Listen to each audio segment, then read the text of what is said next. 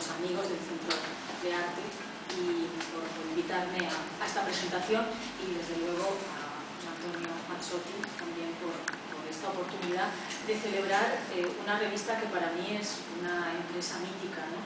No solamente por su fundación en manos de un hombre mayor, yo creo, de pensamiento latinoamericano, sino por el desarrollo que ha tenido y por su continuidad ahora en tus manos, que estás haciendo un trabajo muy bueno en ese sentido, ¿no?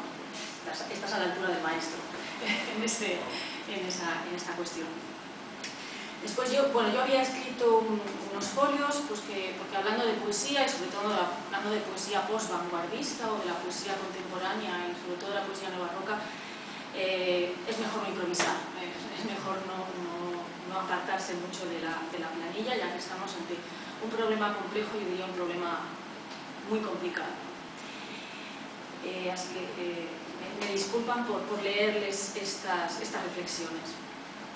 Si, como dijera Ingeborg Bachmann, cada poema es una huella en el lenguaje, el estudio de toda la poesía posvanguardista hispanoamericana, emprendido por este número de la revista Crítica de Literatura Latinoamericana que ahora presentamos, funcionaría como el fichero dactilar completo e imprescindible para orientarse en dicha producción, un archivo pleno y riguroso que viene a cubrir la ausencia de coordenadas y de trabajos en ese sentido y hasta el momento. Es cierto que la crítica literaria, llamada periodística, ha desatado de producir criterio sobre la poesía contemporánea por esa condición no comercial minoritaria que tiene, y la crítica académica ha incurrido en otro tanto, volcada desde el estructuralismo en el análisis más diseccionable de lo narrativo.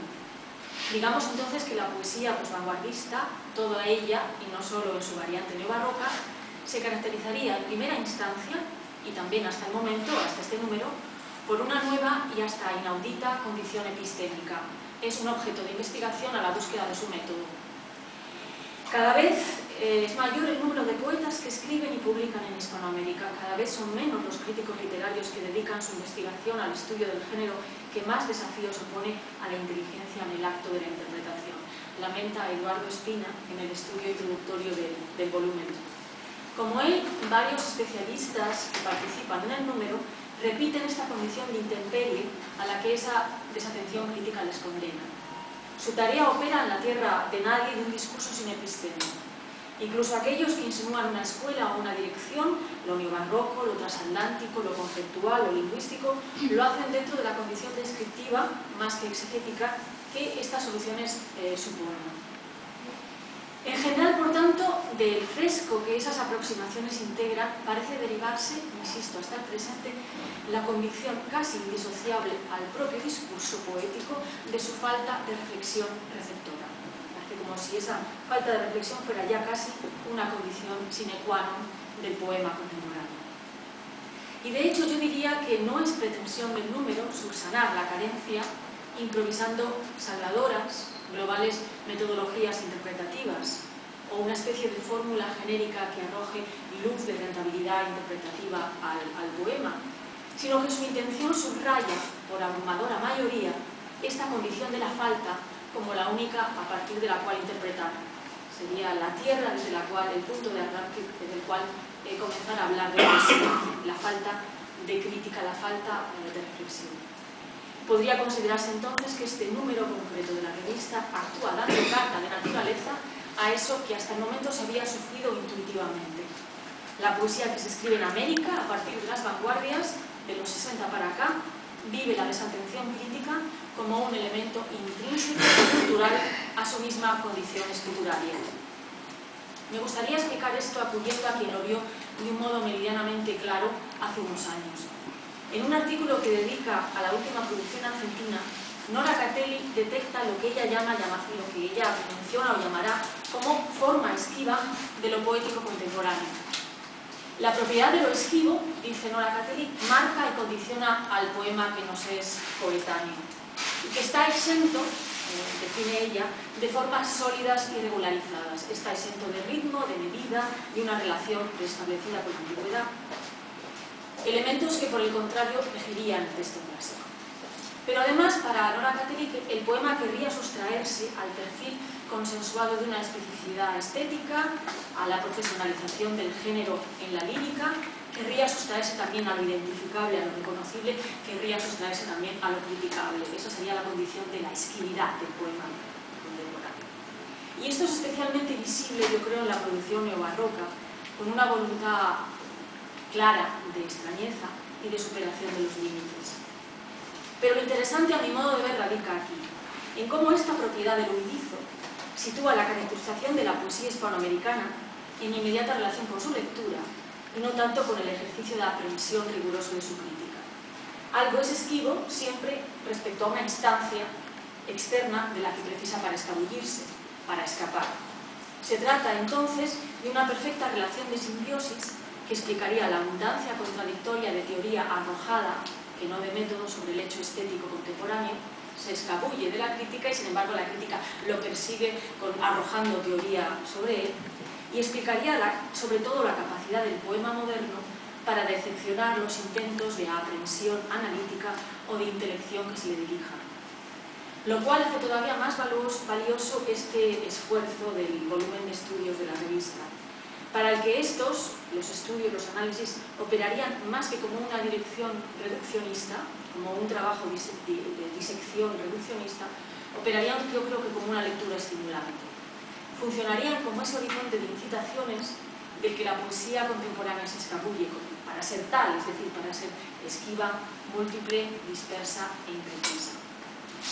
Y la revista consigue este dificilísimo ejercicio de contención y de incitación al proponer no tanto la génesis del poema contemporáneo, del poema neobarroco, como su genealogía. Y quiero detenerme en la diferencia entre estos dos términos, génesis versus genealogía, ya que me parece que es una posición de la que parten la mayoría de los trabajos ahora compilados, la diferencia entre génesis y genealogía. Frente al determinismo histórico de las génesis, las genealogías no proponen un origen, o una especie de punto cero irrevocable a partir del cual se desencadena toda la poesía contemporánea, que además lleva en sus genes la marca de ese origen, sino la genealogía supone la conjetura de un principio, con la humilde convicción de que incluso este puede ser discutido o aplazado más atrás. La genealogía para Godfrey es una hermenéutica, es un camino de crítica, quizá la única que la poesía contemporánea permite, al entablar no una relación cronológica, sino creadora entre pasado y presente, pero sobre todo al reconstruir lo anterior solo desde la distancia que nos separa de ello, desde la deriva que nos aleja. Señalo esto porque a lo largo de los artículos de la revista se nos proponen varios y numerosos principios para la modalidad poética neobarroca o la modalidad poética contemporánea, incluso cuando se trata de una determinada, sin que tal multiplicidad de comienzos sea imposible ni menos contradictoria a la hora de genealogizar, a la hora de establecer genealogías, para la cual el origen puede ser uno entre varios, muchísimas pacarinas, diríamos, en la versión peruana, muchísimos orígenes para lo que antes se llamaba forma esquiva. Al contrario, hay una especie de justicia en este ramillete de opciones que la crítica, los críticos nos ofrecen como punto de arranque, sea la vanguardia histórica de los 20, el neorromanticismo de los 40, el coloquialismo de los 60, los istilemas de la contracultura, de la cultura de masas, el imaginismo norteamericano o el barroco revisitado. Precisamente sirven para marcar la multiplicidad de sus opciones, para marcar con esto la diversidad estilística de una poesía múltiple que se escapa y también además conjetural, que incluso se escabulla a su propio acta de nacimiento. La virtud de la producción poética contemporánea reside precisamente en esta diversidad de orígenes postulables, simultáneos, en ser desde el principio tan diferente y cambiante, en ofrecer tantas variantes como huellas como inicios. Entre este ramillete de genealogías, entre estos diversos comienzos postulados para la revista por el neobarroco, Italia. Permítanme que yo también postule aquí el mío, mi idea de origen de la poesía neobarroca. Para mí es un comienzo emotivo, es un comienzo contradictorio y particularmente ensimismado. Se trata de la grabación sonora de la presentación hacia 1972 en el Centro de Arte y Comunicación de Buenos Aires del libro escrito con litógrafo del poeta argentino Arturo Carrera. Un acto de presentación de ese libro, el primero de la producción de Arturo Carrera, de los poetas señalados del neobarroco argentino. El poemario estaba escrito en una época especialmente difícil de la vida de Carrera, y además él procede trazando, nos dice, toda su grafía a oscuras en medio del insomnio y de la desesperanza. Lo hace empleando esta máquina, el nictógrafo, que es un invento de Lewis Carroll, nos dice él, y es un invento que permite escribir de noche, sin ver siquiera lo que se hace, mediante un proceso a tientas de acumulación de fragmentos. El poeta dice, mete las manos en el nictógrafo y el nictógrafo le va guiando para poder escribir sin ver lo que se escribe. La presentación del libro, por su parte, pondrá en escena toda esta oscuridad, dejando sin luz el escenario para que la voz de Alejandra Pizarnik pronuncie sus versos desde un hueco en la sombra. Otra vez, como desdoblamiento, nos dice Arturo Carrera de lo que brilla sobre el negro. Con la performance tenebrosa del acto, grabada y difundida hoy en la red, ustedes lo pueden escuchar en internet, se suma a esa negrura primera el dato del suicidio de la propia Pizarnik, que es casi inmediato en el tiempo a esta presentación. Ahí estaría la inauguración que yo propongo del poema barroco, que no principia ni en la composición de Carrera, ni siquiera en la presentación enlutada de la Pizarnik, sino en la resurrección tecnológica de sus reproducciones futuras. Escuchado hoy de nuevo, en la hora del poema adquiere una tonalidad póstuma respecto al antes premonitorio de su enunciación. La voz enlutada de Alejandra parece refractarse en ese porvenir en vacío que se da a la representación presente del poemario. El desorden de tiempos mezclándose ahí hace de la escucha, más que nunca, una gestión desvanecida, acronológica, desubicada, como la noche sin tiempo de su primera formulación escrita. Tiene entonces algo de salmo venidero que se produce a deshora, algo de anuncio certificado, como una profecía invocada a posteriori que se verificase 1000 veces en una actualidad tan huérfana como imposible, en esta intemperie de ser leído para nosotros por una muerta, a la que concierne más que nunca, en cada reanimación de sus vocalizaciones, la eternidad revuelta de su misma exposición. Si la comparación no profanase la gravedad del asunto, podría decirse que el tiempo alterado de este poema nocturno, leído todavía hoy en la voz marchita de una poeta suicida a la que sentimos adelantarse a su propio pronóstico, sería en realidad el cronos prototípico de toda la posvanguardia, de todo el neobarroco. Un cronos indeciso que abre, en lugar de clausurar, su mismo fin y marcha hacia adelante como el ángel de Klee, con el cuello dolorosamente vuelto hacia un pasado cumplido continuamente en presente. Y ahí esa voz neobarroco, esa contradicción intermini que es neobarroco. Un tiempo nuevo que revisa el pasado. Le correspondería entonces a la perfección ese diagnóstico que Benjamin desliza bajo el concepto de imagen dialéctica, imagen torbellino, que mezcla edades y lleva su tiempo en el corazón, es decir, que marca su ritmo secretándolo, produciéndolo desde dentro. El tiempo de la nueva y antigua obra neobarroca no es ya el calendárico o mental hegeliano, sino una forma de revuelta íntima, una progresión interior que Benjamin, en los apuntes para su libro de los pasajes, insiste mucho en considerar oculto, una era muda e inmadurada, en un caminar laberíntico, nunca dentro de una linealidad proyectiva, prospectiva, teleológica ni finalista. A esta conclusión llega también Francine Masiello en el artículo que dedica a la poesía argentina dentro del compendio de la revista, que es un artículo memorable, fascinante, les aconsejo que lean. Y en el fondo lo que todo el número se propone es hacerse cargo, a través de la producción poética, de nuestro tiempo inmediato, es decir, de lo escrito contemporáneo. Ese es el desafío mayor de la revista. Y lo contemporáneo es, dice Masiello, que dice Agamben, un tiempo solo comprensible en su inmediata y anacrónica correspondencia con lo anterior y con lo que se avecina. Una mezcla heterogénea de instantes, como el neobarroco, una serie imprecisa de momentos varios. Creo que esto puede aplicarse con todas las de la ley a ese conjunto de poemas y poetas reunidos bajo la estética del neobarroco, puesto que esto no puede sentirse, en esto no puede sentirse ya una recuperación simple, no conflictiva, de aquello que el prefijo parece concitar otra vez aquí.